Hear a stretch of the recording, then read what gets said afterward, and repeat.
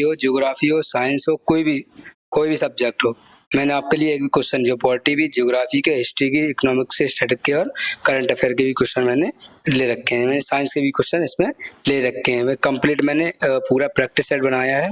Practice set तो बनाया ये कम से कम 250 प्लस वन लाइनर, ठीक है, 250 प्लस वन लाइनर मैंने लगाए हुए हैं जो आप कम समय में ज़्यादा से ज़्यादा आउटपुट निकाल सकें। चलिए क्लास को स्टार्ट करेंगे बेहतरीन तरीके से। आपका क्वेश्चन नंबर है first, in 1898 which of the following chemist discovered neon by cooling a sample of air to a liquid state, warming the liquid and capturing the gases as they boiled off? Hindi में क्या कह रहा है question कह रहा है 1898 में निम्नलिखित में से किस रासायनिक ने वायु के एक नमूने को द्रव अवस्था में ठंडा करके द्रव को गर्म करके उबालने पर गैसों को कैप्चर करके नियॉन की खोज की थी? किसने की थी ये आपको पता होना चाहिए सर। जॉन विलियम्स ने की थी? नहीं, ये तो गलत हो गया सर। पियरे जॉनसन ने? ये भी नहीं, ये किए थे विलियम रैमजे ने, ठीक है, रामजे ने, रैमजे पढ़ते रामजे है, ठीक है। कैप्चर किया था नियॉन की खोज, ठीक है। आपको की नोट्स अगर बना रहे हो तो ये आपको सिर्फ इतना लिखना, नियॉन की खोज किसने की थी? नियॉन की खोज की थी विलियम रैमजे ने, ठीक है। नेक्स्ट, और कुछ बताना है आपको? नहीं। चलिए देखिए, आपके लिए मैंने पॉलिटी, ज्योग्राफी, साइंस, इकोनॉमिक, ठीक है, और पॉलिटी, साइंस, ज्योग्राफी, हिस्ट्री और स्टैटिक, ठीक है, स्टैटिक मैंने आपको सभी के 50-50 क्वेश्चन ले रखे हैं, ठीक है, 50 नहीं सॉरी 25-25 क्वेश्चन मैंने आपके सभी के ले रखे हैं, जिसमें आपको तैयारी का बेहतरीन कराने का काम करेगी, ठीक है। आपके लगभग ये देखिए 75-150 क्वेश्चन ये हो गए, और भी कुछ लगा रखा है, तो लगभग आपको इस क्लास में 300 क्वेश्चन 350 क्वेश्चन हो जाएंगे। चलिए कम समय में ज़्यादा से ज़्यादा इनपुट निकालने के लिए देखो, सिंधु सभ्यता का सबसे बड़ा भारतीय स्थल कौन सा है? राखीगढ़ी है। सिंधु सभ्यता का प्रमुख बंदरगाह लोथल है। जुते हुए खेत के प्रमाण बाला हड़प्पा स्थल कालीबंगा है। 3 भागों में विभाजित हड़प्पा नगर धौलावीरा में स्थित है। गायत्री मंत्र का उल्लेख कहाँ मिलता है? ये मिलता है सर ऋग्वेद में। जैन धर्म के 23वें तीर्थंकर कौन थे? पार्श्वनाथ जी थे। बुद्ध ने प्रथम उपदेश कहाँ दिया था? ये दिया था सारनाथ में। प्रथम बौद्ध संगति का आयोजन कहाँ हुआ था? ये हुआ था राजगृह में। चतुर्थ बौद्ध संगति का संरक्षण किसने किया था? ये किया था कनिष्क ने। मौर्य साम्राज्य का संस्थापक कौन था? ये थे चंद्रगुप्त मौर्य, ठीक है। अर्थशास्त्र के लेखक कौन है? कौटिल्य है। कौन है? कौटिल्य। अशोक के अभिलेख पढ़ने वाला विद्वान कौन था? ये था जेम्स प्रिंसेप, जिसने 1837 में पढ़े हुए थे। क्लियर है। भारत का नेपोलियन किसे कहा जाता है? इनको कहा जाता है समुद्रगुप्त को। ये बढ़िया भैया बीड़ा बजाते थे, ठीक है, और अपने बच्चों को मनोरंजन करते थे। नालंदा विश्वविद्यालय का संस्थापक कुमारगुप्त प्रथम था। हर्षवर्धन के दरबारी कवि कौन थे? ये थे सर बाणभट्ट, ठीक है। कौन थे? बाणभट्ट जी थे। नेक्स्ट क्वेश्चन नंबर है आपका 2, ठीक है, क्वेश्चन नंबर 2 देखियो, which of the following sacred Buddhist site become a UNESCO World Heritage Site in 2002, ठीक है। कह रहा है बौद्ध धर्म के निम्नलिखित पवित्र स्थलों में से कौन सा 2002 में यूनेस्को की विश्व धरोहर स्थल बन गया है? कह रहा है 2002 में कौन सा स्थल क्या बन गया है? यूनेस्को की विश्व धरोहर स्थल बन गया है। कौन सा है ये आपको बताना है। सर कपिलवस्तु? नहीं सर। सांची? नहीं। सारनाथ? नहीं। आपको बन गया बोधगया। बोधगया कहाँ है? बोधगया है बिहार में, महाबोधि मंदिर। बोधगया में जो महाबोधि मंदिर है वो 2002 में यूनेस्को की विश्व धरोहर स्थल में शामिल कर लिया गया। ये बुद्ध जी को क्या है? समर्पित है, ठीक है।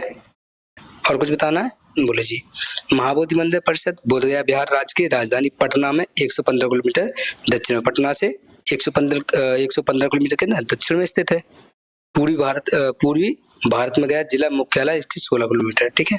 महाबोधि मंदिर परिषद भगवान बुद्ध के जीवन और विशेष रूप ज्ञान प्राप्ति के लिए इसको जाना जाता है। क्लियर है। नेक्स्ट देखिए ऐसे ऐसे बनाने लगाए भाई धांगड़ तरीके से, यही क्वेश्चन आपके पूरे उसमें आते हैं एमसीक्यू में, और जो मैं आपको बनाना करा रहा हूँ। देखिए मेहनत हमारी, बस अगर मेहनत अच्छी लगे तो अपने दोस्तों में जरूर शेयर कर दीजिएगा। पीडीएफ चाहिए हो तो टेलीग्राम चैनल या व्हाट्सएप स्टडी ग्रुप ज्वाइन कर लीजिएगा। क्लियर है? देखिए चांदी का टंका चलाने वाला सुल्तान इल्तुतमिश था। बाजार नियंत्रण नीति लागू करने वाला शासक अलाउद्दीन खिलजी था। नहरों का व्यापक निर्माण करने वाला सुल्तान फिरोज तुगलक था। विजयनगर साम्राज्य के संस्थापक हरिहर और भुक्का था। दीन इलाही की शुरुआत करने वाला शासक अकबर था। मराठा राज का संस्थापक कौन था? शिवाजी था। स्थायी बंदोबस्त लागू करने वाला लॉर्ड कॉर्नवालिस था। सहायक संधि प्रणाली का प्रवर्तक लॉर्ड वेलेस्ली था। कौन था? सहायक संधि किसने लागू की थी? इनकी थी लॉर्ड वेलेस्ली ने की थी। स्थायी बंदोबस्त कॉर्नवालिस जी ने की थी। ठीक है। और मराठा राज का संस्थापक किसने की थी स्थापना? ये की थी शिवाजी ने। ठीक है। व्यक्तिगत का सिद्धांत लागू करने वाला कौन था? लॉर्ड डलहौजी था। इसी ने रेलवे लाइन चलाई थी 1854 में। ठीक है, 53 में। पूर्ण स्वराज की घोषणा करने वाला कांग्रेस अधिवेशन, लाहौर अधिवेशन 1929 में इसका क्या हुआ था? अधिवेशन हुआ था लाहौर में। ठीक है। नेक्स्ट भाई क्वालिटी कंटेंट दे रहा हूँ बिल्कुल 1 नंबर का। भाई देख लो ऐसे क्वेश्चन सीजल में अगर ना पूछे जाए तो फिर नाम बदल देना। ठीक है। ठीक, देखिए which of the following monsoon brings torrential rainfall to the Tamil Nadu coast? Southern Andhra Pradesh, southern Karnataka and southern Kerala during October and November. अक्टूबर और नवंबर में क्या आता है? चलिए देखिए क्वेश्चन को हिंदी में पढ़ेंगे। निम्नलिखित में से कौन सा मानसून अक्टूबर और नवंबर के दौरान तमिलनाडु तट, दक्षिणी आंध्र प्रदेश, दक्षिणी पूर्व कर्नाटक और दक्षिणी पूर्व केरल में मूसलाधार वर्षा कराता है? भाई कौन कराता है? Have an idea? जी सर है। कौन कराता है? ये कराता है सर उत्तर पूर्वी मानसून। ऑप्शन 2 क्या हो जाएगा आपका? करेक्ट आंसर हो जाएगा। ठीक है। Next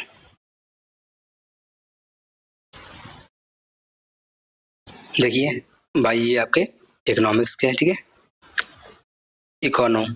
economic. ठीक है। आपको सारे के सारे मिलेंगे, सारे के सारे सब्जेक्ट वन लाइनर। अभी तो सब्र करिए, सरप्राइज बढ़िया वाला बेहतरीन वाला क्या आप एक बार पढ़ेंगे ना कहेंगे हाँ सर आपने क्या दिया है मुझे। ठीक है। देखिए भारत में राष्ट्रीय आय का सर्वप्रथम अनुमान किसने लगाया था? लगाया था भैया दादा भाई नौरोजी।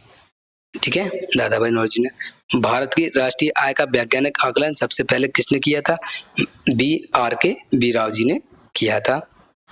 राष्ट्रीय आय समिति का गठन किस वर्ष हुआ था? ये हुआ था 1949 में हुआ था। राष्ट्रीय आय समिति के अध्यक्ष कौन थे? पीसी महाननोबिस थे। जीडीपी में विदेश से प्राप्त शुद्ध कारक आय जोड़ने पर क्या प्राप्त होता है? ये होती है जीएनपी। ठीक है, इसको कहते हैं ग्रॉस नेशनल प्रोडक्ट कहते हैं। एनएनपी को कहते हैं नेट। ठीक है, बताते हैं। ठीक है, जीएनपी में मूल्यह्रास घटाने पर क्या प्राप्त होता है? ये एनएनपी होता है। क्या होता है? एनएनपी होता है। ठीक है। भारत में राष्ट्रीय आय की गणना किस संस्थापक द्वारा की जाती है? ये राष्ट्रीय सांख्यिकी कार्यालय एनएसओ द्वारा की जाती है। किसी वस्तु की कीमत बढ़ने पर उसकी मांग घटने की प्रवृत्ति क्या कहलाती है? ये कहती है मांग का नियम कहलाती है। किसी वस्तु की अगर कीमत बढ़ रही हो, उसकी मांग घट रही हो तो क्या कहलाता है? मांग का नियम। मांग का नियम कहलाता है। ओके। गिफेन वस्तु किस नियम पर अपवाद मानी जाती है? ये मांग के नियम का अपवाद मानी जाती है गिफेन की वस्तु। ठीक है। पूर्णता बेलोचदार मांग की लोच कितनी होती है? ये सर होती है 0। एक अधिकार बाजार में विक्रेताओं की संख्या कितनी होती है? ये 1 होती है। ठीक है, कितनी होती है? 1 होती है अगर एक अधिकार बाजार में विक्रेताओं की संख्या होती है तो। ठीक है, मान लो अगर एक ही दुकान है, क्या है पूरे मार्केट में एक ही दुकान है किसकी? मोबाइल की, तो कहीं ना कहीं महंगा बिकेगा, कहीं ना कहीं घमंडी होगा। तो क्या है? एक अधिकार बाजार में विक्रेताओं की संख्या कितनी होती है? विक्रेता बेचने संख्या की 1 होती है। अगर मान लो कोई चीज तो महंगी बेचेगा। ठीक है।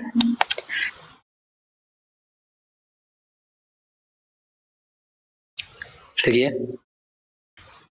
कुछ बड़ी फर्मों के प्रभुत्व वाला बाजार क्या कहलाता है? ये अल्पाधिकार बाजार कहलाता है। बड़ी फर्म अगर है तो प्रभुत्व का होता है अल्पाधिकार, मतलब थोड़ा सा अधिकार होता है। ठीक है। देखिए, वस्तु की अतिरिक्त इकाई से प्राप्त उपयोगिता क्या कहलाती है? ये कहते हैं सीमांत उपयोगिता कहलाती है। ठीक है, नेक्स्ट क्वेश्चन है आपका, बढ़िया प्यारा और बेहतरीन क्वेश्चन है। ठीक है, ये क्वालिटी कंटेंट है, ये कंटेंट आपको और कहीं नहीं मिलने वाला, क्योंकि लोग तो बैच बेचने में बिजी रहते हैं और कंटेंट पे कोई ध्यान नहीं देता। ठीक है, which of the following is not a key feature of the industrial policy of 1991। 1991 में क्या हुआ था?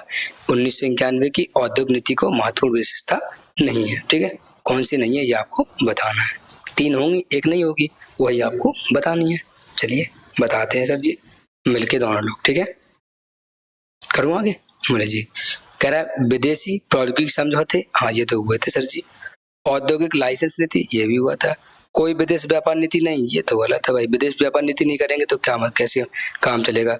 सार्वजनिक क्षेत्र की नीति, ये भी आपका सही है, तो आपका करेक्ट आंसर क्या हो जाएगा? करेक्ट आंसर हो जाएगा ऑप्शन 3। उसने पूछा है विशेषता नहीं है। ठीक है, यही नहीं थी। ठीक है, नेक्स्ट देखिए, प्राण निकालूंगा जी इसके में, टेंशन मत लेना। सीमांत उपयोगिता हाउस नियम का संबंध किस अर्थशास्त्री से है? H.H. गोसेन द्वारा। अवसर लागत की अवधारणा किस अर्थशास्त्री से संबंधित है? यह फेडरिक वॉन बीजर द्वारा। मुद्रास्फीति के साथ आर्थिक मंदी और बेरोजगारी की स्थिति क्या कहलाती है? ये कहलाती है मुद्रास्फीति जनित मंदी या स्टैगफ्लेशन। ठीक है, मुद्रास्फीति को स्टैगफ्लेशन कहा जाता है इंग्लिश में। ओके, जब क्या होता है? आर्थिक मंदी या बेरोजगारी की स्थिति कहलाती है। ठीक है, अत्यधिक तीव्र और अनियंत्रित मुद्रास्फीति क्या कहलाती है? अति मुद्रास्फीति, बहुत ही ज्यादा। ठीक है, बहुत ही ज्यादा क्या होती है? स्टैगफ्लेशन होती है। ठीक है, जो मतलब बहुत ज्यादा जल्दी और तेज हो रहा है तो ठीक है, पैसा गिरता है अपना। तो सामान्य मूल स्तर पर लगातार गिरावट को क्या कहते हैं? ये अपस्फीति कहा जाती है मूल स्तर पर। ठीक है, सामान्य मूल स्तर पर लगातार गिरावट क्या कहते हैं? अपस्फीति कहते हैं। ठीक है, मुद्रास्फीति नियंत्रण करने के लिए केंद्रीय बैंक प्रतिभूतियों का क्या करता है? ये विक्रय करता है, मतलब बेचता है। रेपो दर क्या है? रेपो दर होती है वह दर जिस पर आरबीआई बैंकों को अल्पकालिक ऋण देता है, बैंकों को ऋण दे रहा है। ठीक है, आरबीआई किसको दे रहा है? बैंकों को। ठीक है, बैंक को। ठीक है, किसको? बैंक को दे रहा है। और रिवर्स रेपो रेट क्या होती है? वह दर जिस पर आरबीआई बैंकों से धन उधार लेती है। अब बैंकों से, ठीक है, बैंक से कौन ले रहा है? आरबीआई ले रहा है। कौन ले रही? आरबीआई। इसको कहते हैं रिवर्स। ठीक है, मतलब उल्टा उसका। ठीक है जी, खुले बाजार की कार्रवाई, खुले बाजार की कार्रवाई के अंतर्गत आरबीआई किसका क्रय विक्रय करता है? सरकारी प्रतिभूतियों का क्रय विक्रय करता है। कौन? आरबीआई करता है। ठीक है, अप्रत्यक्ष कर का अंतिम भार समानता किस पर पड़ता है? ये पड़ता है उपभोक्ता पर। राजकोषीय घाटा किसके बराबर होता है? कुल व्यय में कुल प्राप्तियां उधार को छोड़कर घटाने पर। भुगतान संतुलन के चालू खाते में क्या शामिल होता है? वस्तुएं, सेवाएं और आय और अंतरणों का लेन देन होता है। ठीक है, नेक्स्ट देखिए, which of the following religious communities in India primarily celebrated the Pateti festival. Pateti festival कहाँ मनाया जाता है? ये आपको पूछ रहा है, और कौन सा समुदाय मनाता है?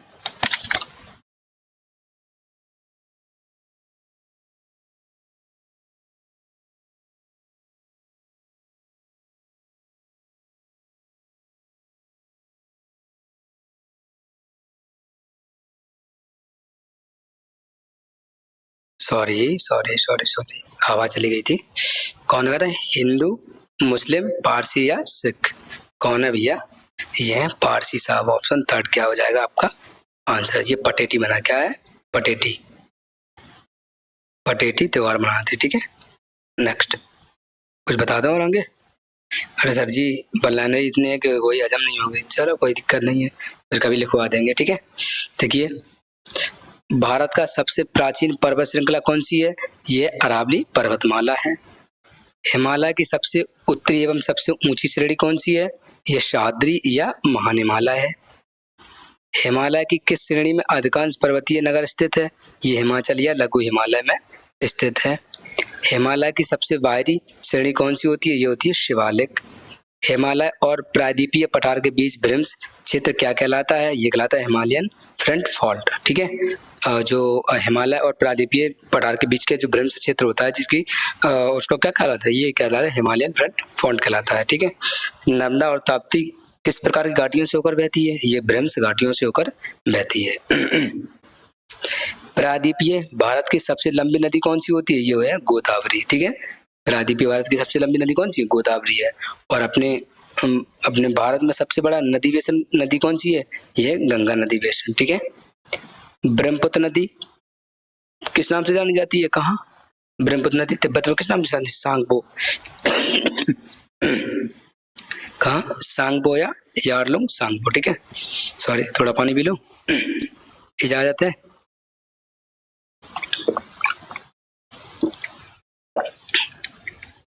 नहीं भी इजाजत होगी तब भी पिएंगे, मर थोड़ी रह जाएंगे। चलिए ठीक है। देखो अच्छा, कौन सी नदी कर्क रेखा को 2 बार काट दी है, कौन सी कहती है, माही। कौन, माही नदी कर्क रेखा को 2 बार काटती है। तो कैसे कर सकते हैं, ठीक है, इसकी ट्रिक बना दूं, चलो ठीक, बाद में बनाएंगे। कौन सी भारतीय नदी डेल्टा के स्थान पर ज्वारमुख नदी बनाती है, नर्मदा क्या नदी, नर्मदा नदी क्या बनाती है, ज्वारमुख बनाती है। कहाँ बनाती है, नदी डेल्टा के स्थान पर। ठीक है।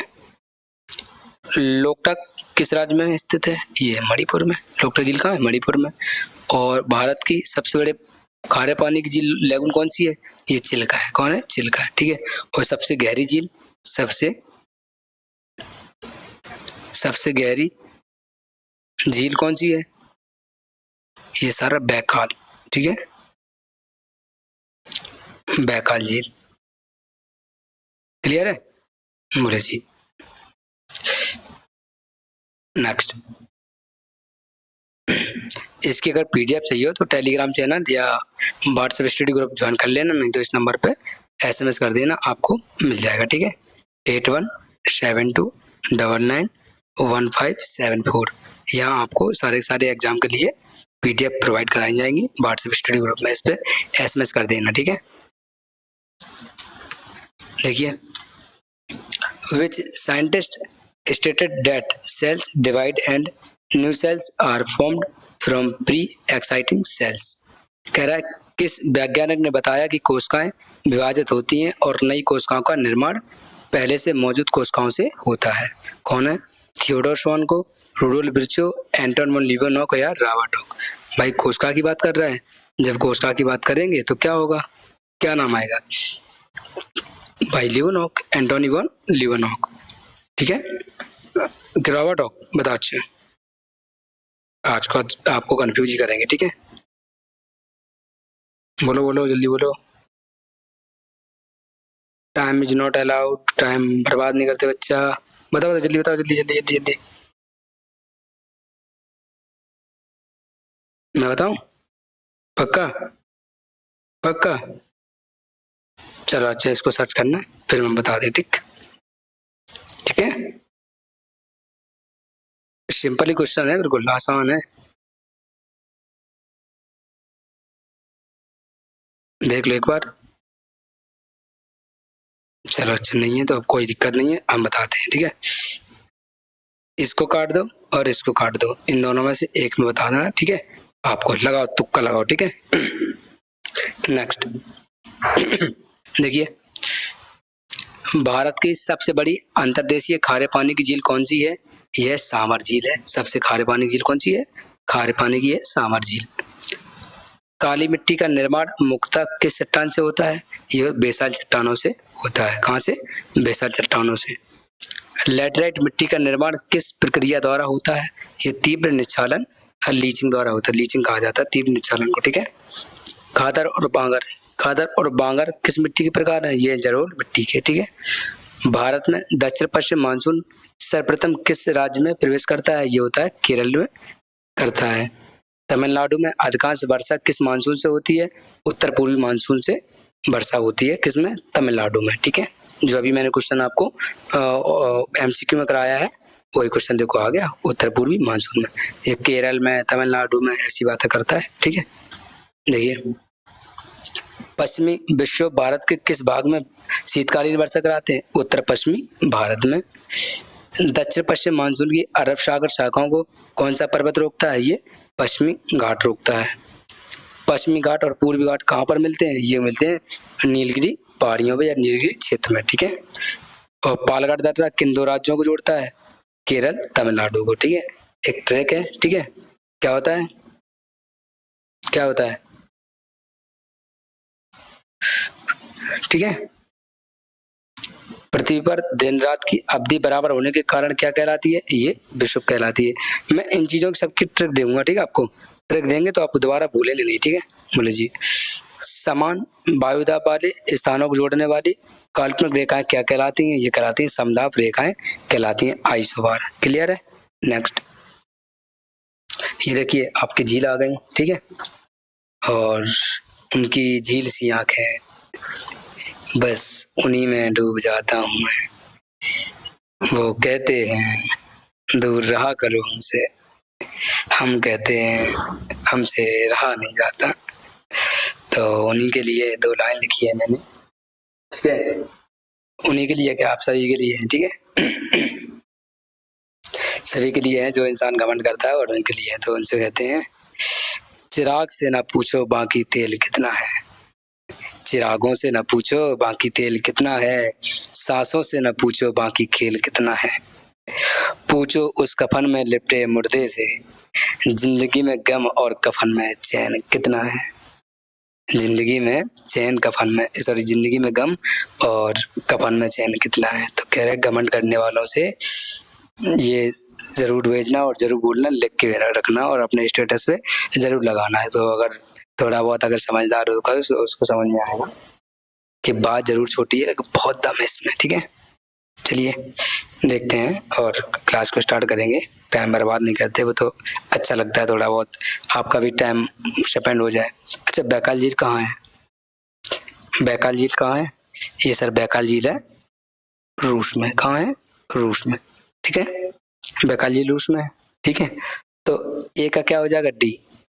ए का डी इसमें नहीं है, ए का डी इसमें नहीं है, ए का डी इसमें है, ए का डी इसमें नहीं है। लो, पहले ही भाई सब मिल गया। ना दर्द ना तकलीफ, तो क्या खाक मजा है जीने में। बड़े बड़े तूफान थम जाते हैं जब आग लगी हो सीने में, ठीक है। तो दो बी, टू बी है, टू बी है। तो सुपीरियर झील कहाँ है? कनाडा और अमेरिका में है, ठीक है। सुपर मिशन है ईआनटी, ठीक है। तो ये सारी झीलें अभी मैं बता रहा हूँ, ठीक है। सारी शहर कहाँ है? कनाडा और अमेरिका में, देखो। और सी का है, सी ये लोचलोमंड कहाँ है? ये स्कॉटलैंड में है, ठीक है। और 4A विक्टोरिया कहाँ है? युगांडा और तंजानिया में। ये आपकी झील हो गई, ठीक है। तो बैकाल झील रूस में, सुपीरियर झील कनाडा और अमेरिका में, लोमंड झील स्कॉटलैंड में, विक्टोरिया झील रूस में, ठीक है। देखो सुपर मिशन है ये आंटी, सुपर मिशन है ई आंटी देखो, सुपर से सुपीरियर,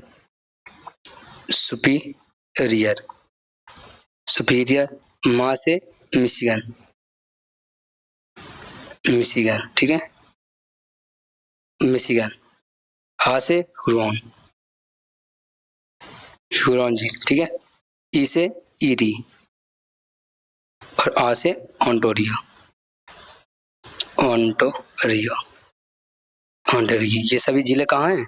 ये सभी झीलें हैं कनाडा और अमेरिका में, कनाडा और अमेरिका की सीमा पर,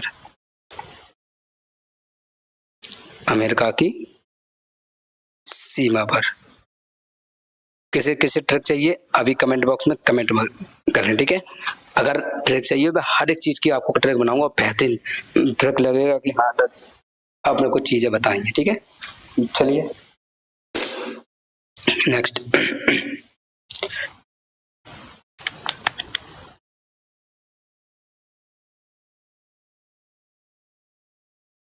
क्वेश्चन है, who among the following is the author of the novel to kill a, क्या है? Mocking bird. यह निम्नलिखित में से कौन टू किल मॉकिंग बर्ड उपन्यास के लेखक है? क्वेश्चन आपका है, टू किल मॉकिंग बर्ड उपन्यास के लेखक कौन है? ये आपको बताना है। कौन है? Leo Tolstoy? नहीं सर जी। हार्पर ली? हाँ, यही क्या हो जाएगा आपका करेक्ट आंसर हो जाएगा। ठीक है, और कुछ बताना है? नहीं बाबू, नहीं बताना है। ठीक है, देखो अच्छा, भारत का राष्ट्रीय पंचांग किस संवत पर आधारित है? शक संवत पर आधारित है। ठीक है, शक संवत का पहला महीना कौन सा होता है? ये होता है चैत। ठीक है, कौन होता है? चैत। देखो चैत कौन सा होता है आइडिया कुछ? नहीं सर, आइडिया तो बेटा होना चाहिए। बताऊं मैं? अगर आपको नहीं आता तो मैं बताता हूँ। ठीक है, और आता है तो कोई बात ही नहीं है। चलो सुनो, चैत, बैसाख, जेठ, आषाढ़, सावन, भादो, कुमार, कार्तिक, अगहन, पूस, माह। ठीक है, माह फागुन, फिर वही आ गया। ठीक है, इस तरीके से। भारत का राष्ट्रीय जलीय जीव कौन सा होता है? गंगा नदी बेस डॉल्फिन। ठीक है, भारत का राष्ट्रीय जलीय जीव कौन सा है? गंगा नदी की जो डॉल्फिन है वो राष्ट्रीय जलीय जीव है अपने किसका? भारत का। ठीक है, भारत का राष्ट्रीय विरासत पक्षी कौन से है? ये भारतीय अपना हाथी है, विरासत पशु है ना।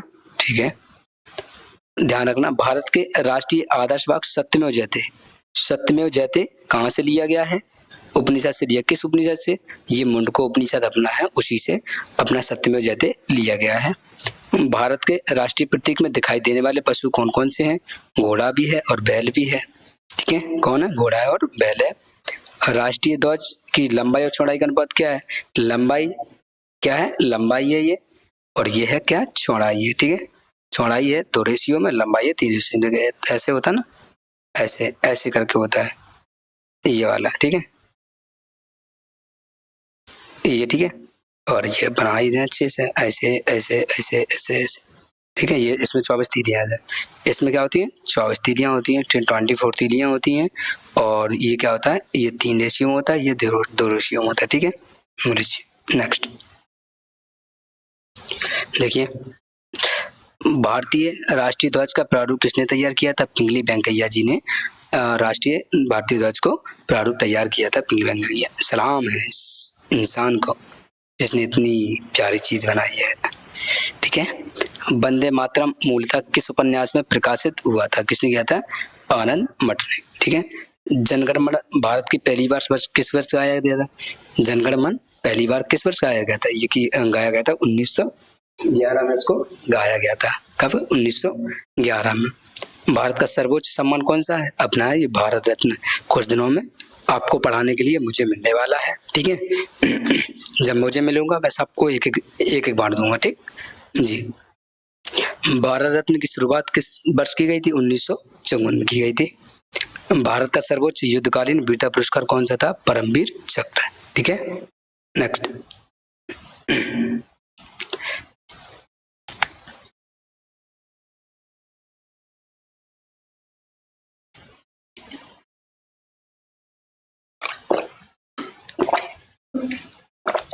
देखिए, क्वेश्चन है आपका, which period marks the first phase of green revolution? Green revolution मतलब हरित क्रांति का पहला चरण को किस अवधि के रूप में चिन्हित किया गया था? ये पूछा किस अवधि के लिए पहला चरण क्या हुआ था, चिन्हित किया गया था? तो करें स्टार्ट? बोले जी, ये किया गया था सर 1960 के मध्य से 1970 के मध्य। तो ऑप्शन 2 क्या आ जाएगा आपका? करेक्ट हो जाएगा। 1960 और 1970 के बीच में ये क्या गया था? पहला चरण था इसका हरित क्रांति का। ठीक है, नेक्स्ट देखिए भाई, इतने बेहतरीन बेहतरीन लेवल के क्वेश्चन लाया हूँ। जो इंसान एमसीक्यू में कराते हैं ना, वो मैं आपको वन लाइनर में कराता हूँ। और अभी तो सरप्राइज आने वाला है, बस 2 मिनट रुकिए। इतना बेहतरीन भाई सरप्राइज है, वहां से आपका एक नंबर नहीं घटेगा, ये हमारी गारंटी है। बस पढ़ते रहिए, फिर देखते हैं क्या होता है। और पैट के लिए तो मैं जबरदस्त प्लान कर रहा हूँ भाई, इतना प्लान कर रहा हूँ कि एक 1 क्लास, ठीक है, polity 1 class polity, 1 history, 1 geography, 1 economics, 1 science, 1 current affair. ठीक है, और 1 स्टैटिक। ठीक है, स्टैटिक। ये समझ लो कि इससे बाहर आपका एक क्वेश्चन नहीं जाएगा पैट में, ये मैं गारंटी लेता हूँ। लेकिन क्लास जरूर 3 से 4 घंटे की होंगी, और मैं इसमें इतना आपको मक्खन मलाई चटा दूंगा कि आप कहेंगे सर जी आपने क्या दिया हमें। ठीक है, बस क्लास देखना, और पीडीएफ पढ़ना। एक क्वेश्चन बाहर चला जाए तो मेरा नाम ठोक देना, ठीक, नाम बदल देना। मैं आपको एक क्लास में लगभग 250 एमसीक्यू, ठीक है, एमसीक्यू प्लस 1000 वन लाइनर, ये आपको मैं कराने वाला हूँ। और इसके बाद पॉलिटी का क्वेश्चन चला जाए, नाम बदल देना मेरा, ठीक है। और वो छोटे छोटे जो आर्टिकल हैं, छोटे छोटे पॉइंट है, वो तो मैं यूं ही बता दूंगा, मुंह से बता दूंगा, कुछ लिख के बता देंगे, लिख के ही बता देंगे, ठीक है। और मैं सारी चीज़ें वहीं क्लास की क्लास में आपको याद कराऊंगा, चाहे चीज़ें 10 बार लानी पड़े हमें, 10 बार लाऊंगा, लेकिन आपको वहीं की वहीं खत्म कर दूंगा। ऐसे हिस्ट्री में होगा, ठीक है। 250 क्वेश्चन तो होंगे, ठीक है, 250 क्वेश्चन होंगे और आपको लगभग 1000 उसमें वन लाइनर भी होंगे। तो बस इस चीज़ को याद रखना। व्हाट्सएप या टेलीग्राम चैनल जरूर ज्वाइन कर लेना, वहाँ आपको जो मैंने क्लास प्रीवियस कराई है उसकी भी पीडीएफ और ये वाली पीडीएफ भी आपको वहीं मिल जाएगी, ठीक है। बोले जी सर जी। चलिए निपटाते हैं। और देखो, भारत का सर्वोच्च शांतिकालीन वीरता पुरस्कार कौन सा है? ये अशोक चक्र। कौन सा है? अशोक चक्र। दादा साहब फाल्के पुरस्कार की शुरुआत किस वर्ष हुई थी? ये हुई थी 1969 में हुई थी।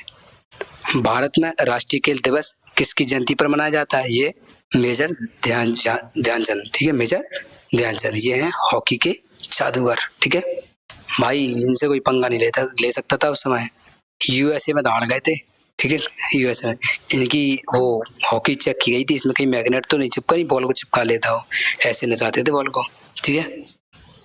हॉकी के जादूगर के नाम से जाने जाते कौन से हैं? मेजर ध्यानचंद, ठीक है। ये कहाँ से हैं ये आपको कोई बताएगा, ठीक है, कमेंट बॉक्स में। ओलंपिक खेलों के प्रतीक में कितने छल्ले होते हैं? ये होते हैं 5। कितने छल्ले? 5 होते हैं ओलंपिक में। ये अपने ओशियन को दर्शाते हैं, ठीक है, महासागरों को दर्शाते हैं। रणजी सॉरी महाद्वीप को, ठीक है, किसको? महाद्वीप को दर्शाते हैं, महाद्वीपों को, ठीक है, ठीक है। रणजी ट्रॉफी किस खेल से संबंधित है? ये क्रिकेट से संबंधित है। संतोष ट्रॉफी ये फुटबॉल से संबंधित है। थॉमस कप ये बैडमिंटन से संबंधित है। ओवर कप किस खेल के लिए महिला टीम प्रतियोगिता है? बैडमिंटन। डेविस कप ये टेनिस। और बिहू कहाँ का है? लोक नृत्य असम का। कहाँ का है? असम का। क्षत्रिय भारतीय नृत्य की उत्पत्ति किस राज्य में हुई है? ये हुई है असम में। नेक्स्ट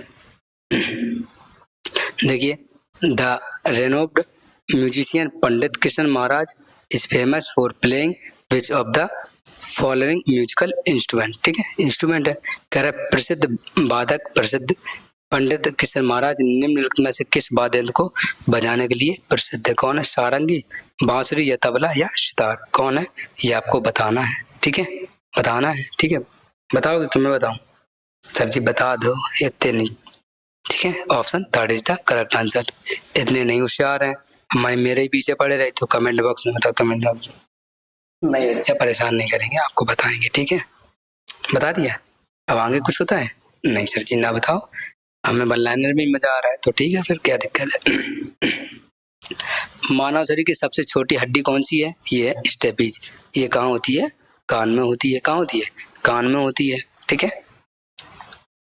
मानव शरीर की सबसे लंबी और मजबूत हड्डी कौन सी होती है? ये होती है फीवर। ये वाली हड्डी बाबू से बात करते करते टेढ़ी मेढ़ी मत कर लेना, ठीक है। अगर ये टेढ़ी मेढ़ी हो गई ना तो ये समझ लो कि टेढ़ी मेढ़े हो जाओगे, बुढ़ापे सुनाई देगा, बहुएं लड़का बहुत घरे आएंगे, कहेंगे मुड्डे तैयारी तो करते रहो लेकिन सिलेक्शन नहीं हुआ है। और अगर अब नौकरी लग जाए तो कह देना सुनो सचिन सर से तैयारी करके आया हूँ, ऐसी की तैसी तेरी, ऐसे बोलना, ठीक है। नौकरी लगेगी और कहेगा हाँ रहेगी, पहले ही एडवांस में बोल लेना या लिख के रख लेना, ठीक है। उनको कहने का मौका ही ना देना। और उससे भी कहना कि अगर तैयारी करना तो सचिन सर से, बाकी किसी से नहीं, अगर सिलेक्शन लेना है तो, ठीक है। देखो, वक्र की संरचनात्मक एवं क्रियात्मक इकाई क्या है? ये है नेफ्रॉन। मानव शरीर में यूरिया का निर्माण कहाँ होता है? ये होता है सर यकृत में।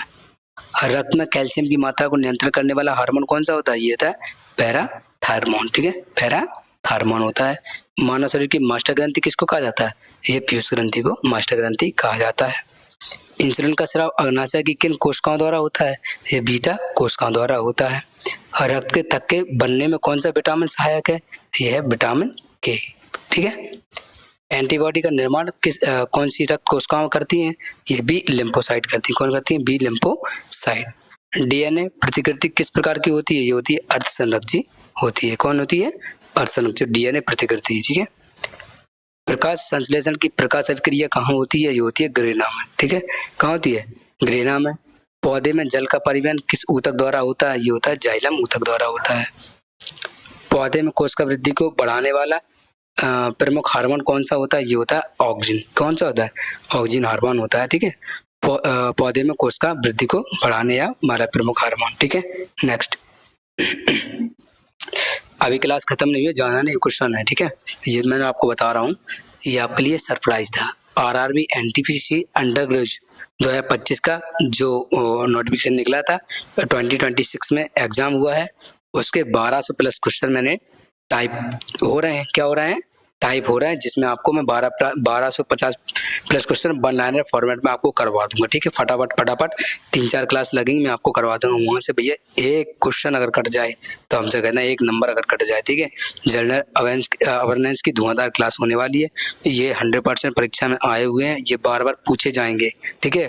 और गारंटी स्कोर की बढ़ाने की, क्योंकि जब उनको पढ़ोगे तो स्कोर 100% बढ़ेगा। ये RRB NTPC graduate under graduate, इसके बाद आपको और भी एग्जाम है, जैसे कंट्रोलर सेक्शन कंट्रोलर होता है, एएलपी होता है, टेक्नीशियन वगैरह होता है। इनके सारे साइंस के क्वेश्चन आते हैं, पॉलिटी जो कुछ भी है आपको इसके बाहर नहीं जाएगा। मैंने देखो वन लाइनर तो बना ही दिए, पूरी फॉर्मेट के वन लाइनर बनाए, टाइप करवा मतलब हो रहा है टाइप, जैसे ही होता है मैं आपको पढ़ा दूंगा। ठीक है। पढ़ा दूंगा। बेहतरीन लेवल पीडीएफ चाहिए तो मैं तुरंत WhatsApp study group channel join कर लेना, वहाँ से आपको पीडीएफ मिल जाएगी। अगर आप क्लास नहीं भी लेते हैं कोई दिक्कत नहीं, वहाँ से पीडीएफ उठा लेना, पीडीएफ पढ़ लेना, आपका सिलेक्शन गारंटी है हमारा कि हो जाएगा। और पेट के लिए, ठीक है, पेट के लिए मैंने प्लान कर रखा है। पेट के लिए जुड़ना ना भूलें, अपने दोस्तों में भी बता दें कि भाई पढ़ना तो यहाँ से पढ़ो, सिलेक्शन यहीं से होगा, क्योंकि 98 प्लस परसेंटाइल थी पिछली बार मेरी पेट में, और मुझे पता है कहाँ से क्या क्वेश्चन आते हैं। इजी क्वेश्चन के चक्कर में पढ़ना नहीं, वो टॉप लेवल कंटेंट कराऊंगा। और जो यूट्यूब पे या मतलब जो अपने पेड बैच में जो बच्चे कराते हैं टीचर, ठीक है, वहाँ से तो ये समझ लो कोई 2-5% है, और जो मैं आपको पढ़ाऊंगा वहाँ से आपको 80% क्वेश्चन मिलेगा, ये हमारी गारंटी है। अभी सर की क्लास अभी बंद है, अभी सर जैसे ही आते हैं आपके लिए मैं DI और सारी चीज़ें मैं आपको अरेंज करवा के बढ़िया पढ़वाता हूँ, टेंशन फ्री रहिए। रीजनिंग की क्लास भी लूँगा, सारी चीज़ें लूँगा, मैं कंप्लीट पेट की तैयारी कराऊंगा, टेंशन फ्री रहना। ठीक है। बस व्हाट्सएप स्टडी ग्रुप चैनल या टेलीग्राम चैनल ज्वाइन कर लेना, और अभी तक क्लास को लाइक नहीं किया तो लाइक कर दीजिए, चैनल को सब्सक्राइब नहीं किया तो सब्सक्राइब कर लीजिए, और अपने दोस्तों में ज़रूर शेयर कर दीजिए। देखिए बेहतरीन क्वेश्चन, ये देखिए इस क्वेश्चन भाई आपको सीजीएल में मैंने ऐसे बेहतरीन क्वेश्चन कराए हैं, और आपको वो क्वेश्चन में देखने को मिले थे रेलवे वाले में। अब मैं सीजीएल के लिए करा रहा हूँ, सीजीएल में भी मिलने वाले हैं। ठीक है। देखिए, which of the following region associated with iron और minerals is located is the state of Odisha. कह रहा लोहे अयस्कनुजों से संबंधित निम्न में से कौन सा क्षेत्र उड़ीसा राज्य में स्थित है। उड़ीसा में कौन सा है आपको बताया था कहीं। ठीक है। एक होता मयूरभंज है। ठीक है।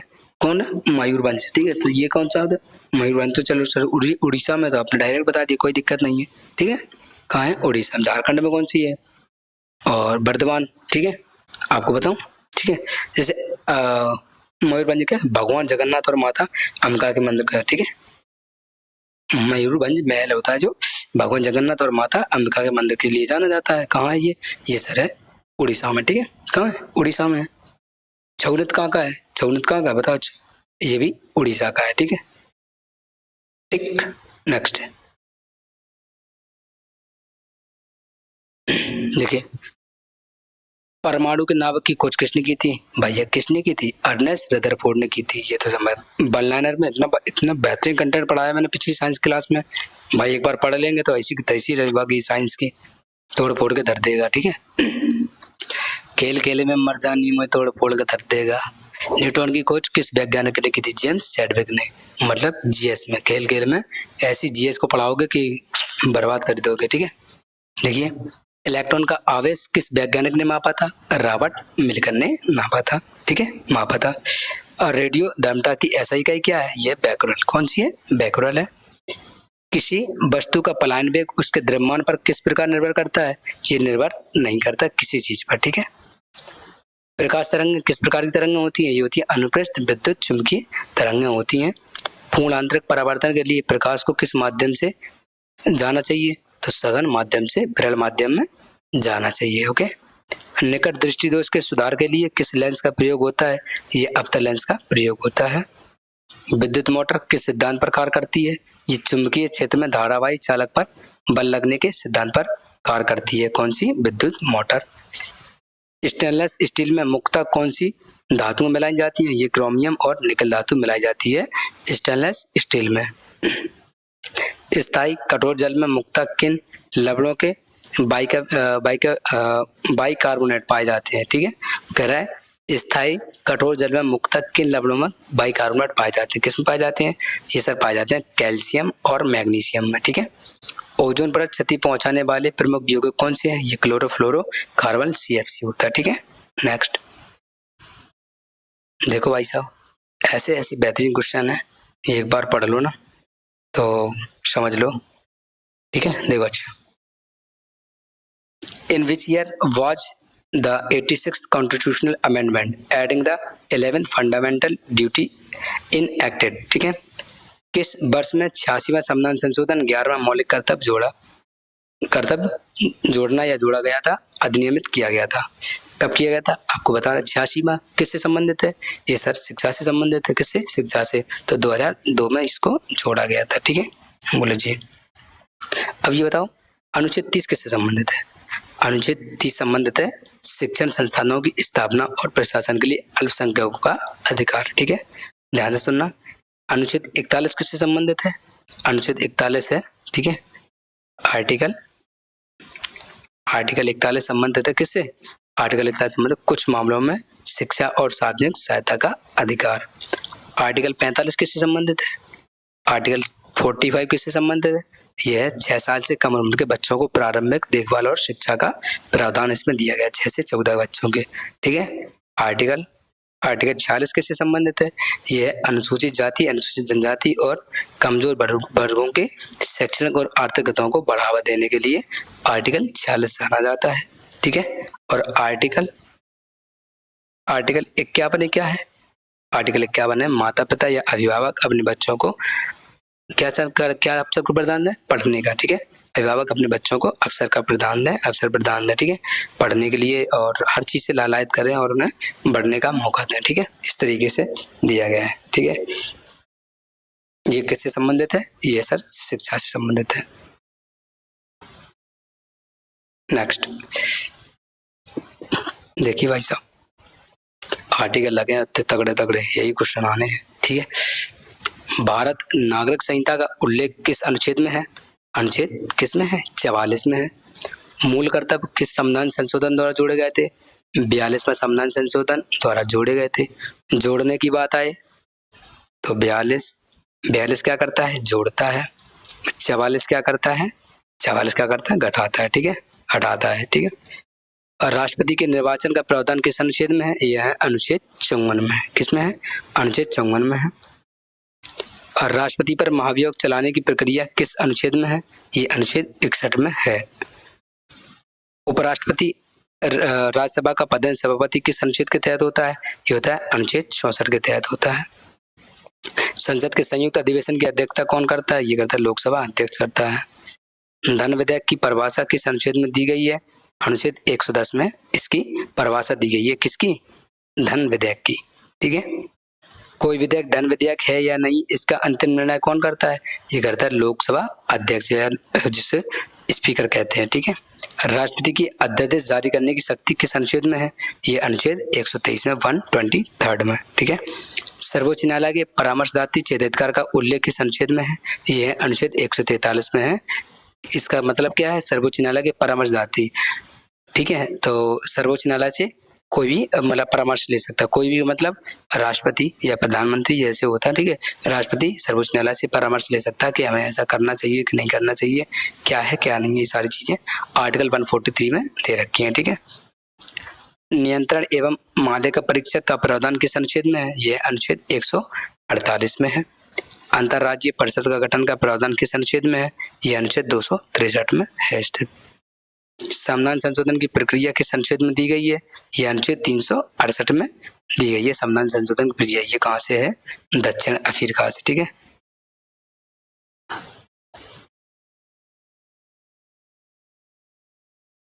दक्षिण अफ्रीका से है। भाग कौन सा है? भाग 20 है, ठीक है। 20 में भाग है। नेक्स्ट देखिए, शानदार और बेहतरीन क्वेश्चन है, ठीक है। देखो ये क्या कह रहा है? स्तंभ ए को स्तंभ बी से मिलाइए और उनका क्या कीजिए? सही मिलान करें, ठीक है। तो देखो, चंद्रगुप्त प्रथम क्या था? ये था लिच्छवियों के साथ गठबंधन किया था इन्होंने, ठीक है। लिच्छवियों के साथ क्या किया था? गठबंधन किया था, ठीक। बोले जी। समुद्रगुप्त क्या था? समुद्रगुप्त था साम्राज्य का विस्तार और दक्कन तक, साम्राज्य का विस्तार किया था उसने, दक्कन क्षेत्र, ठीक है। और कुमारगुप्त प्रथम, कुमारगुप्त प्रथम क्या है? कुमारगुप्त प्रथम ने नालंदा विश्वविद्यालय, ठीक है, की स्थापना की थी, ठीक है। कुमारगुप्त प्रथम ने नालंदा विश्वविद्यालय की क्या की थी? स्थापना की थी। चंद्रगुप्त द्वितीय ने क्या किया था? शकों को पराजित किया था। क्या किया था? शकों को पराजित किया था चंद्रगुप्त द्वितीय ने, ठीक है। तो कौन सा हो जाएगा? 1D ऑप्शन थर्ड क्या हो जाएगा आपका? करेक्ट आंसर हो जाएगा, ठीक है। सॉरी, थर्ड क्या, ठीक है, ये फोर्थ वाला है, ठीक है।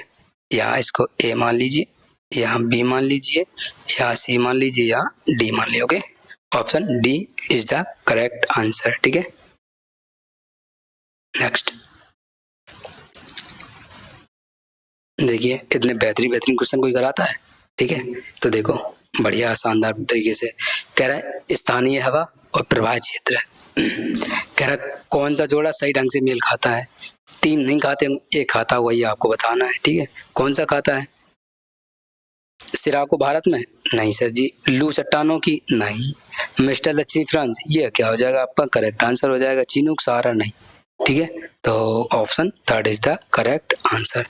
सर जी आप इसकी सही से चीजें बता दो, तो कोई बात नहीं। देखो, चिनूक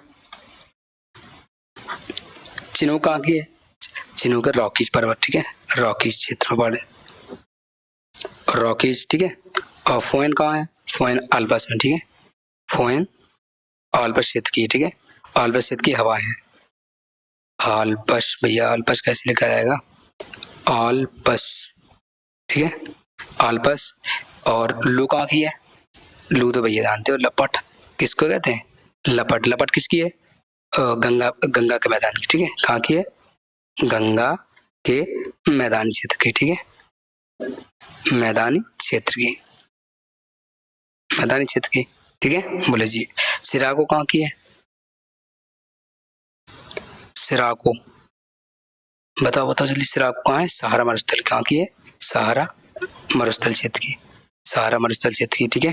बोले जी, ये अच्छा, लू कहाँ भी चलती है? अपने भारत में और पाकिस्तान में चलती है, ठीक है, पाकिस्तान क्षेत्र में भी चलती है, ठीक है। बोले जी, सिराको हो गया। और कौन सी? मिस्टर, कौन है? मिस्टर किस क्षेत्र की है? मिस्टर है दक्षिणी फ्रांस की। कहाँ की है? दक्षिण फ्रांस की है, ठीक है। और बताऊं? बोले जी, बर्फीला तूफान जी कहाँ चलता है? बर्फीला तूफान आता है, बर्फीला तूफान यहाँ कौन सा है? कनाडा और अमेरिका में। कहाँ? कनाडा और अमेरिका में, ठीक है, यूएसए में। भैया वहाँ बर्फीला तूफान आता है और यहाँ आता है धूल वाला तूफान, ठीक है, धूल ही धूल दिखाई देती है है ना, गंदगी वाला तूफान कह सकते हैं इससे। नेक्स्ट देखिए, which of the following Indian states does not have a, क्या होगा? लेजिस्लेचर, क्या हुआ? बताओ। अच्छा, इसको क्या कहते हैं? बाई सेमरल। क्या कहते हैं? बाई सेमरल। बी सेमरल नहीं कहते, बाई सेमरल। ठीक है। निम्नलिखित में से किस भारतीय राज्य में द्विसदनीय विधायिका नहीं है? कह रहे नहीं है। अब कितनी जगह है अपनी द्विसदनीय विधायिका? जी 6 जगह है। कहाँ है? 6 जगह। देखो कहाँ कहाँ है, आपको बताना है। ठीक है। उत्तर प्रदेश में है, महाराष्ट्र में भी है, कर्नाटक में भी है, तमिलनाडु में नहीं है। कहाँ नहीं है? तमिलनाडु में। बिहार में है? बताओ। अच्छा, बिहार में भी है। ठीक है। नेक्स्ट देखिए, ये अपनी बीएनएस की धारा है। ठीक है। इनको पढ़ें, जानकार बने, सतर्क रहें और लोगों को बस टोपी पहनाते रहें। ठीक है। ये हमारा काम है सर जी, आपका नहीं है। वकील लोगों का काम है ये, लोगों को चूना लगाना है, टोपी पहनाना। लेकिन मुसीबत से जो निकाल सके वही भगवान कहलाता है। ठीक है। 4 पैसों के लिए जाने किस किस से लड़ जाता है। ये जज कहते, ये जज, ये सिपाही, ये कानूनी बंदे, सब चक्रव्यूह खेल है। हम जिससे निकालें उसे वकील कहा जाता है ना। भारतीय न्याय संहिता 2023 किस अधिनियम संख्या के रूप में अधिनियमित हुआ है? 2023 का अधिनियम संख्या है 245। कौन सा है? 45 है। जो भारतीय न्याय संहिता 2023 की है, उसमें 2023 की अधिनियम संख्या 45 के रूप में इसको अधिनियमित हुआ था। ठीक किया गया था। कह रहा है बीएनएस ने किस पुराने कानून का स्थान लिया है? किसने लिया था? भारतीय दंड संहिता 1860 या 8060 का स्थान लिया है। बीएनएस ने पुराने कानून का स्थान ले लिया। ठीक है। बीएनएस में कुल कितनी धाराएं हैं? ये हैं 398 धाराएं। कितनी है? 398 धाराएं हैं बीएनएस में। ठीक है। ये मैं आपको 2023 की सारी चीजें पढ़ा रहा हूँ। ठीक है। देखिए, बीएनएस के दंडों का उल्लेख किस धारा में है? ये धारा 4 में दिया गया है। ठीक है। बीएनएस में पहली बार किस दंड को स्पष्ट रूप से शामिल किया गया है? सामुदायिक सेवा को। भारतीय आशय से संबंधित प्रावधान किस धारा में है? धारा 3 से 5। धारा 3-5 में। ठीक है। किसी अपराध के दुष्प्रेषण से संबंधित मूल प्रावधान किस धारा में है?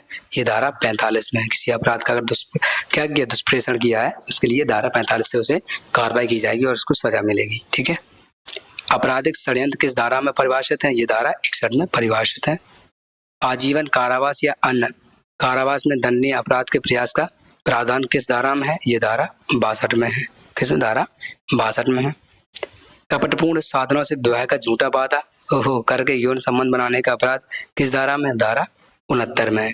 अगर आपसे कपटपूर्ण, आपसे कहा कि बाबू हम आपसे शादी करेंगे, ठीक है, अपने बच्चों के नाम सोच लिए कि हम अपने बच्चों का नाम ये रखेंगे, बढ़िया एक लखनऊ शहर में बेहतरीन आलीशान मकान लेंगे और बढ़िया उससे बढ़िया लॉलीपॉप खिला के, डेयरी मिल्क खिला के, पिज्जा खिला के और उससे यौन संबंध बनाने का जो अपराध करता है उसको किस धारा के तहत सजा मिलती है? उसको धारा 69 के तहत सजा मिलती है। अगर वो फिर शादी नहीं करता है तो, ठीक है, उसको तोड़ा जाता है, फिर पिछवाड़ा लाल किया जाता है, इसके बाद फिर सजा मिलती है। ठीक है। सामूहिक अपराध में जाति, समुदाय, भाषा या व्यक्तिगत विश्वास जैसी क्या हुआ? धाराओं। ठीक है। धारा नहीं, धारा। ठीक है। धाराओं। ठीक है। धाराओं पर हत्या का प्रावधान किस धारा में है? ये धारा 103 की 2 में इसका क्या दिया? प्रावधान किया गया है। लापरवाही से मृत्यु कारित करने का प्रावधान किस धारा में है? ये धारा 106 में है। संगठित अपराध किस धारा में है? संगठित अपराध है धारा 111 में। क्लियर है? नेक्स्ट देखिए, which of the following statements regarding Firoz Tughlaq is not true? Firoz Shah Tughlaq के बारे में कौन सा सही नहीं है, ये पूछ रहा है। कौन सा सही नहीं है? ठीक है, देखो कौन सा सही नहीं है, कौन सा सही है। देखो, कह रहा है फिरोज तुगलक ने मोहम्मद बिन तुगलक द्वारा दिए गए सभी तकवी कृषि ऋण वापस ले लिए थे। ये बात तो सही है भैया, बहुत अच्छा इंसान था। फिरोज तुगलक ने एक सिंचाई कर लगाया था, ये भी सही है। फिरोज तुगलक ने पूरी जगन्नाथ मंदिर को तबाह कर दिया था, हाँ ये भैया ये भी सही है। ये आपका क्या हो जाए? गलत। इसने बहुत सारे अच्छे काम किए थे, बस ये वाला काम क्या किया? गलत कर दिया था। ठीक। नेक्स्ट, बह गया था बेचारा। वो कहते नहीं है, महिलाओं ने किस किस को किया बर्बाद, जिसका साथ दिया उसे बनाया राजा और जिसका साथ नहीं दिया उसे किया बर्बाद। ठीक है, देखो अच्छा, प्रशासनिक न्यायाधिकरणों का प्रावधान किस अनुच्छेद में है? अनुच्छेद 323A में है। किस में है? अनुच्छेद 323A में प्रशासनिक न्यायाधिकरण का प्रावधान अनुच्छेद 323 में है। ये आपके आर्टिकल हैं, संविधान के बहुत महत्वपूर्ण है, इनको एक बार स्क्रीनशॉट ले लेना, पढ़ना जरूर है, ठीक है। जो PDF आप एक बार ले लें, उठा लेना, कोई दिक्कत नहीं है, मजे मजे पढ़ते, ठीक है। अन्य विषयों के न्यायाधिकरणों का प्रावधान किस अनुच्छेद में है? ये अनुच्छेद 323B में है। अखिल भारतीय सेवाओं के गठन का अधिकार राज्यसभा को किस अनुच्छेद में मिलता है? यह अनुच्छेद 312 में मिलता है। किस अनुच्छेद 312 में? राज्यसभा संसद को राज्य सूची पर कानून बनाने की अनुमति किस अनुच्छेद के तहत देती है? यह अनुच्छेद 239 के तहत देती है। अनुच्छेद 239 के राज्यसभा संसद को राज्य सूची पर कानून बनाने के लिए अनुमति और प्रस्तुति कराती है, मतलब देती है, ठीक है। बोलिए, 2 या अधिक राज्यों की सहमति संसद राज्य सूची पर अनुच्छेद के तहत कानून, किस अनुच्छेद के तहत कानून बनाती है? ये अनुच्छेद आर्टिकल 252 या 252 के तहत कानून बनाती है, 2 या 2 से अधिक राज्यों से सहमति के लिए, ठीक है। बोले जी, अंतरराज्यीय समझौते को लागू करने के लिए संसद किस अनुच्छेद के तहत कानून बना सकती है? ये अनुच्छेद 253 के तहत बना सकती है अंतरराष्ट्रीय समझौते को लेकर, ठीक है। किस केंद्र और राज्यों के बीच विधायी विषयों के वितरण का उल्लेख किस अनुसूची में? ये 7वीं अनुसूची में स्थित है। वित्त आयोग के गठन का प्रावधान किस अनुच्छेद में है? ये अनुच्छेद 280 में है।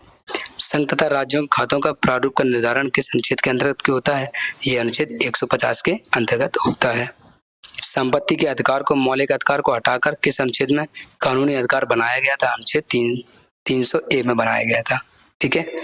संविधान संशोधन की न्यायिक समीक्षा को मान्यता किस ऐतिहासिक मामले में दी गई थी? केशवानंद भारतीय मामला 1973 में दी गई थी। ध्यान से पढ़ना इसको, ये 2 मामले हैं, बहुत मस्त बेहतरीन है। देखिए, संविधान संशोधन की न्यायिक समीक्षा, क्या पूछ रहा है? न्यायिक समीक्षा को किस ऐतिहासिक मामले वो दी गई थी? केशवानंद भारतीय मामला 1973। जब मैं आपको पॉलिटी की क्लास कराऊंगा पैट के लिए, वो पैट की क्लास नहीं होगी, वो दरअसल पूरे पॉलिटी की ऐसी तैसी होगी। मैं पूरी पॉलिटी की ऐसी खटिया कड़ी करूंगा कि एक क्वेश्चन बाहर नहीं जाएगा, चाहे फिर मामला हो, चाहे वाद विवाद हो, चाहे कानून हो, चाहे अनुसूची हो, अनुच्छेद हो, कुछ भी हो, ठीक है, या समितियां हो, कुछ भी हो, ऐसा उधेड़ेंगे भाई साहब, आप कहेंगे कि क्या बात है, ठीक है। बस पढ़ लेना एक बार उसे, उसकी एक बार PDF पढ़ लेना, जान कसम वो मंजर भी याद दिला देंगे, सपना जिसका देख रहे हो एक बार महसूस करा देंगे, अब तो नौकरी पक्की भैया, ठीक है। बस उसको पढ़ लेना एक बार ध्यान से।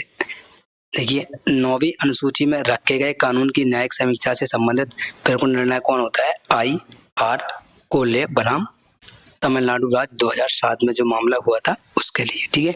9वीं अनुसूची में रखे गए कानून की न्यायिक समीक्षा के लिए किया गया था, ठीक है। कौन सा है? एक बार और, कोल्ले बनाम तमिलनाडु राज्य, ओके। नेक्स्ट देखिए, असम के बिहू त्योहार के संबंध में निम्नलिखित में से कौन सा कथन गलत है? भाई कौन सा गलत है आपको बताना है, ठीक है। देखो, यह त्योहार 9 वर्ष मनाने के लिए आयोजित किया जाता है, ये तो भैया सही है। ये बहक बिहू, काती बिहू और माघ बिहू है, ये भी सही है भैया। और सारे बिहू त्योहार का एक संक्रांति दिवस पर होता है, ये भी सही है। गलत कौन सा है? कौन सा गलत है भाई? कौन सा गलत है? असम 3 प्रकार के बिहू मनाते, ये भी सही है। कौन सा होगा? ये भैया, ये वाला गलत हो जाएगा, ऑप्शन 3, क्योंकि ये सारे त्योहार संक्रांति को नहीं मनाए जाते, अलग अलग महीने में मनाए जाते हैं। किस किस महीने में बता दूं क्या? देखो, कोंगाली बिहू बता दे रहा हूँ, तो टाइम बर्बाद नहीं करते। कोंगाली बिहू समय आपका बहुत कीमती है, इस वजह से ये कब मनाया जाता है? ये सर कब मनाया बताओ? अच्छा, कोंगाली बिहू या कटी बिहू, ठीक है, इसको कटी बिहू भी कहते हैं। कटी और कोंगाली बिहू ये कब मनाया जाता है? ये मनाया जाता है सर अक्टूबर में, ये अक्टूबर में मनाया जाता है। बोल ठीक सर जी। रोंगाली बिहू या बिहाग बिहू, ठीक है, रोंगाली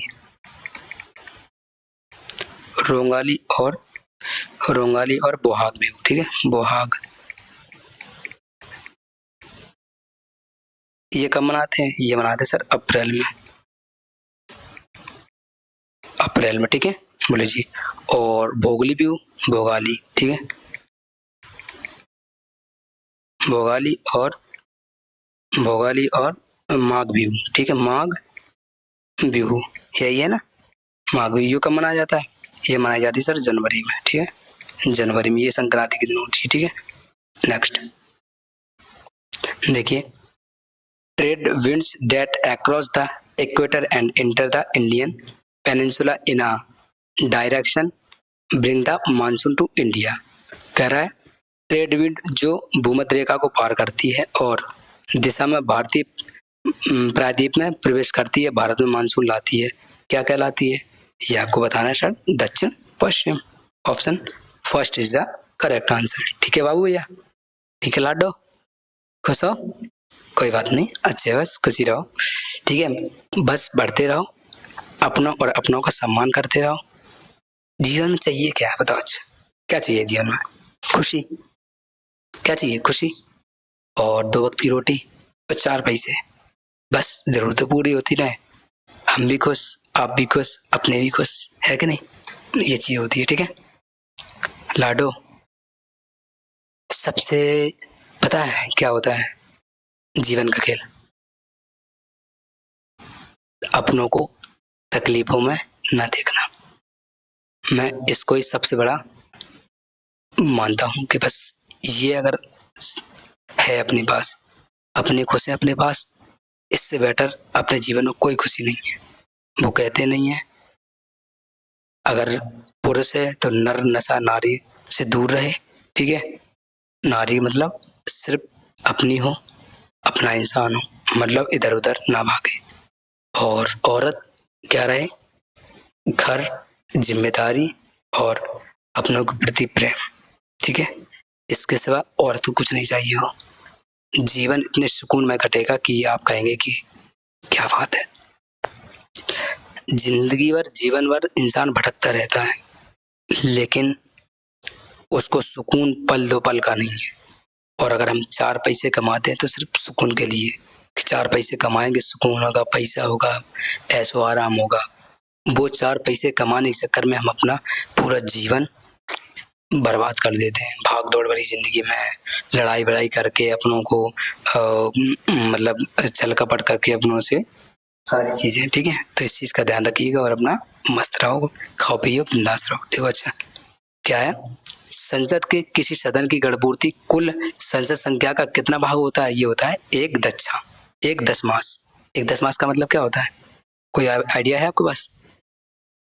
दशमास का मतलब 10 महीना, ठीक है। देखो अच्छा 1/10 क्या होता है? 1/10। देखो, राष्ट्रपति द्वारा सर्वोच्च न्यायालय से परामर्श मांगने की शक्ति किस अनुच्छेद में है? अनुच्छेद 143 में है। किसमें है? अनुच्छेद 143 में। सर्वोच्च न्यायालय को अभिलेख न्यायालय किस अनुच्छेद के तहत माना जाता है? अनुच्छेद 129 के तहत माना जाता है।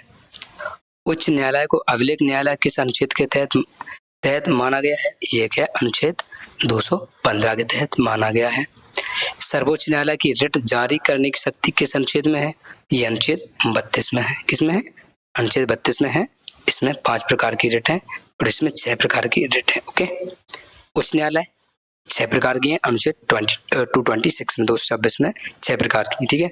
उच्च न्यायालय मतलब जो छोटा न्यायालय होता है, ठीक है, छोटा न्यायालय उस 226 में 6 प्रकार की है, और सर्वोच्च न्यायालय जो दिल्ली में स्थित है वो उसमें 32 और 5 प्रकार की है, ठीक है। राज्यपाल की अध्यादेश जारी करने की शक्ति किस अनुच्छेद के पास है? अनुच्छेद 213 के पास है, ठीक है।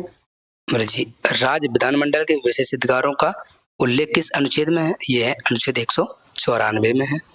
संसद एवं उसके सदस्यों के विशेष अधिकार किस अनुच्छेद में है? यह है अनुच्छेद 105 में है, ठीक है। राज्यसभा में सीटों के आवंटन का विवरण किस अनुच्छेद या अनुसूची में है?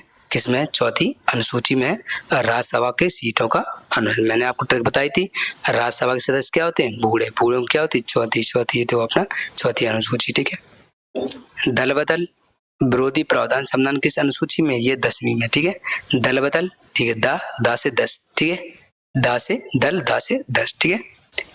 दल बदल विरोधी कानून किस संविधान संशोधन द्वारा जोड़ा गया था? ये 52वां संविधान संशोधन 1985 जोड़ा गया था। कब? 1985। एक बार देखो, दल बदल 10वीं अनुसूची 52वां संविधान संशोधन 1985 में हुआ था। क्लियर है? न्यायाधिकरणों से संबंधित प्रावधान किस संविधान संशोधन में जोड़े गए थे? 42वें संविधान संशोधन 1976 में जोड़े गए थे। ठीक है, नेक्स्ट देखिए, which of the following statements best defines of the true meaning of a democratic government? Democratic, ठीक है ना, गवर्नमेंट क्या होता है? निम्नलिखित में से कौन सा कथन लोकतांत्रिक सरकार के सही अर्थ को सबसे अच्छी तरीके से परिभाषित करता है? कौन करता है ये आपको बताना है। ठीक है, तो देखिए, प्रत्यक्ष चुनाव के माध्यम से बनी सरकार, ये तो भैया सही है।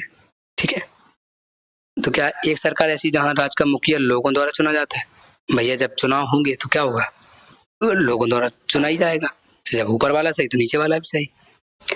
निम्नलिखित संविधान के माध्यम से नागरिकों को शासन करने की सरकार, ये भी सही है आपका। तो ये क्या हो जाएगा? आपका आंसर करेक्ट हो जाएगा। ठीक है, ठीक है, तो ये भी हो जाएगा। ये हटेगा, ये चीज परिभाषित नहीं करता। परिभाषित कौन करता है? ऑप्शन थर्ड परिभाषित कर, लेकिन सब सही सभी है। ठीक है, ठीक है, चलो आगे का सिस्टम बनाते हैं। ठीक है, who was awarded the 2025 Nobel Prize the Literature for their compelling and visionary works? अपनी सम्मोहक और दूरदर्शी रचना के लिए 2025 का साहित्य नोबेल पुरस्कार कैसे दिया गया? इनको इनको इनको इनको किनको दिया गया आपको बताना है। सर जी नाम पढ़ने में दिक्कत हो रही है, सोचिए से इनको कर रहे हो, कोई बात नहीं, क्या कर रहे हैं, नहीं दिया था। देखो पढ़ के बताता हूँ। ठीक है, क्या है? लाश जलो, ठीक है, क्रास ना हो कोई। ठीक है, इस तरीके से। तो ऑप्शन फर्स्ट ही क्या हो जाएगा? आपका करेक्ट आंसर हो जाएगा। ठीक है, नेक्स्ट देखो, अपने धन का निकास, ड्रेन ऑफ वेल्थ सिद्धांत निम्नलिखित में से किसने कहा है कि ब्रिटेन भारत को पूरी तरह से खाली कर रहा है? ठीक है, तो क्या कर रहा है? In his drain of wealth theory who among the following said that Britain was completely draining India? आपसे क्वेश्चन ये भी पूछ सकता है, धन का निकास या ड्रेन ऑफ वेल्थ थ्योरी किसने दी थी? किसने दी थी ये आपको बताना है। वृद्ध पुरुष Dadabhai Naoroji, option first is the correct answer. Okay बाबू, चलिए नेक्स्ट देखो, the rate at which the reserve bank of India lends money to commercial bank is called? जिस दर पर भारतीय रिजर्व बैंक वाणिज्यिक बैंकों को पैसा उधार देता है उसे क्या कहा जाता है? अभी मैं आपको वन लाइनर बना के आया हूँ, बता के आया हूँ। बोले सर जी हमें याद नहीं है। क्या यार पगले पगले बाबू हो। देखो अच्छा क्या होता है? बैंक, ध्यान से देखना, बैंक से अगर आरबीआई, बैंक अगर आरबीआई को देता है क्या होता है? आरबीआई को देता है क्या होता है? Reverse repo rate. ठीक है, और अगर आरबीआई अगर बैंकों को देता है तो क्या होता है? Repo rate. ठीक है, ठीक है, समझ में आया? ठीक, अगर आरबीआई बैंकों को दे रहा है, छोटी छोटी बैंकों को दे रहा है तो रेपो रेट होता है, और बैंक आरबीआई को वापस करता है तो रिवर्स रेपो रेट। क्लियर है? तो देखो क्वेश्चन क्या कर रहा है, ये कह रहा है जिस दर पर भारतीय रिजर्व बैंक वाणिज्यिक बैंकों को, देखो आरबीआई किसको दे रहा है? बैंकों को दे रहा है। किसको दे रहा है? बैंक को दे रहा है। तो देखो आरबीआई बैंक को दे रहा है तो क्या है? Repo rate. ठीक है, रेपो रेट या रेपो दर। तो ऑप्शन फर्स्ट क्या हो जाएगा? आंसर हो जाएगा। ये वाला क्या होगा? अगर बैंक क्या होगा? बैंक किसको देगा? बैंक अगर किसको देगा? बैंक देगा, ओ भाई साहब, बस फिर वो बस बैंक किसको देगा? किसको देगा? बोलो जल्दी जल्दी जल्दी जल्दी बोलो, चार्ज खत्म हो जाएगा। किसको? बैंक को, आरबीआई को, ठीक है, ठीक। नेक्स्ट, एक सेकंड रुकोगे बच्चा, चार्जिंग लगा दूंगा, लैपटॉप पीसी डाउन हो गया।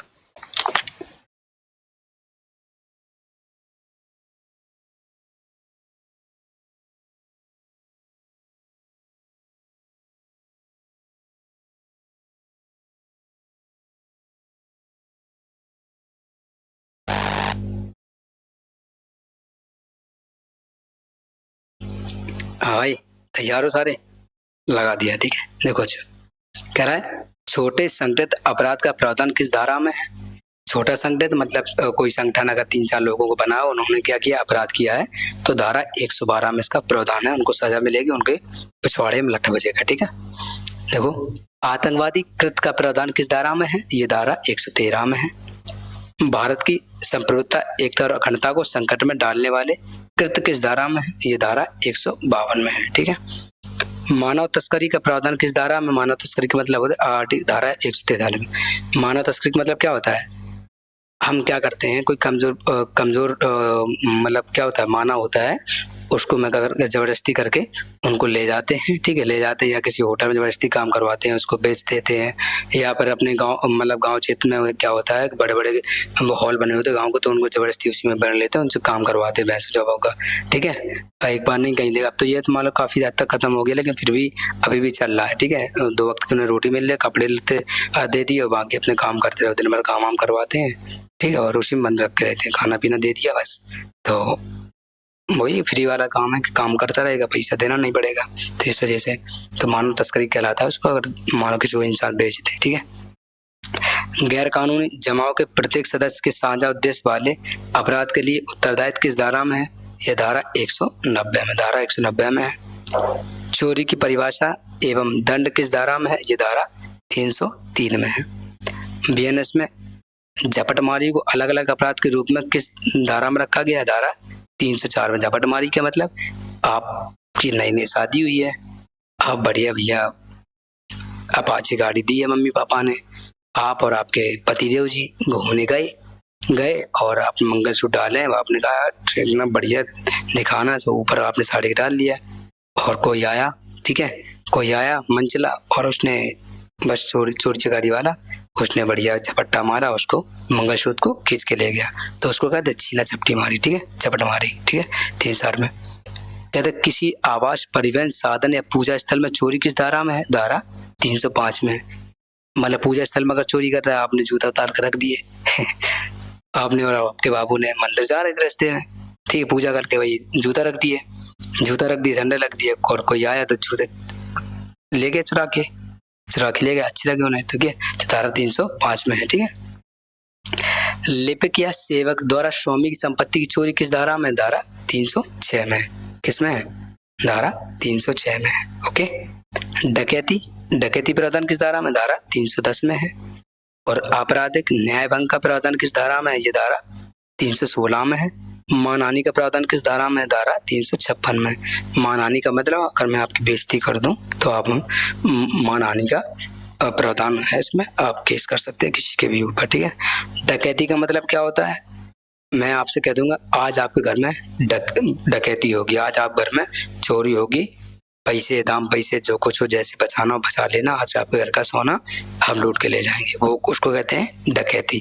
कट्टा तमंचा बंदूकों लटके दम पर जाओ। और चोरी क्या होती है, पता न चले, 2 मिनट पता ही नहीं चला कि कब क्या हो गया और चोरी करके लेगा, वो उसको चोरी कहते हैं। और डकैती क्या होता है, चाहे फिर पुलिस बनी रहे चाहे कोई बना रहे, डकैती करनी तो करनी है, डकैती करते डकैत लोग। ठीक है, जानबूझ के बता देगा तुम्हारे घर में चोरी होगी और हो जाती थी।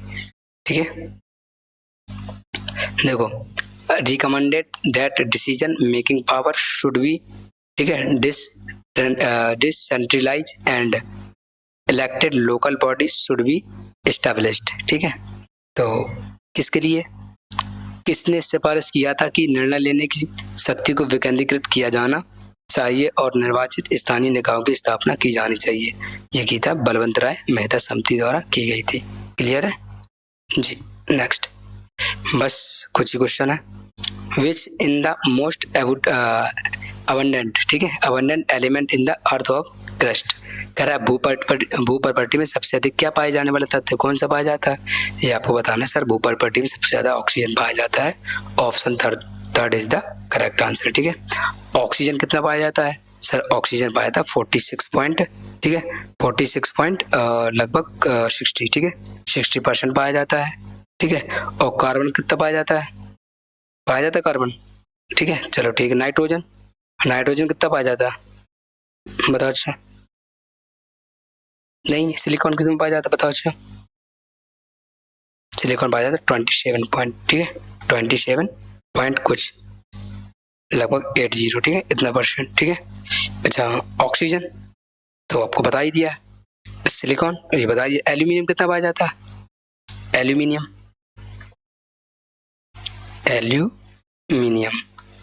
एल्यूमिनियम पाया जाता है सर 8.15%, ठीक है। लोहा कितना पाया जाता है? लोहा कितना पाया जाता है? 5.0, ठीक है, परसेंट, मतलब 5%, ठीक है। और पोटेशियम, अच्छा सोडियम बताओ, पोटेशियम कितना नहीं पूछता, सोडियम बताओ, सोडियम कितना पाया जाता है? सोडियम पाया जाता है सर 2.85%, ठीक है। नेक्स्ट देखिए, the law of demand implies that is demand curve. मांग के नियम का अर्थ क्या है? कि मांग वक्र है, बढ़ता है पहले घटता है फिर घटता है या कोई नियमित पैटर्न नहीं है। इसका क्या होता है आपको बताना है सर जी। मांग का नियम घटता है, मांग के नियम का अर्थ है कि मांग का वक्र क्या होता है? घटता है, ठीक है, क्लियर है। नेक्स्ट देखिए, ये आपकी जीएस की शानदार तैयारी के लिए मैंने आपको क्लास बता रखी है। हार्ड लेवल जीएस क्वेश्चन जो एग्जाम पूछे गए हैं, प्रीवियस ईयर क्वेश्चन आपको करवाऊंगा, डिटेल एक्सप्लेनेशन जैसे आपको बनाना कराया कुछ अपने हाथों से लिख के बताऊंगा, ठीक है। एग्जाम ओरिएंटेड प्रिपरेशन होगी, डेली प्रैक्टिस एंड रिवीजन होगा और आपको पीडीएफ मिल जाएगी। और railway group D, CGL, CHSL, MTS, NTPC आप हम कमेंट करके बताइए कि आप किस चीज़ की तैयारी कर रहे हैं, ठीक है। आपको प्रॉपर गाइडेंस मिलेगी, आपको नंबर दिया होगा।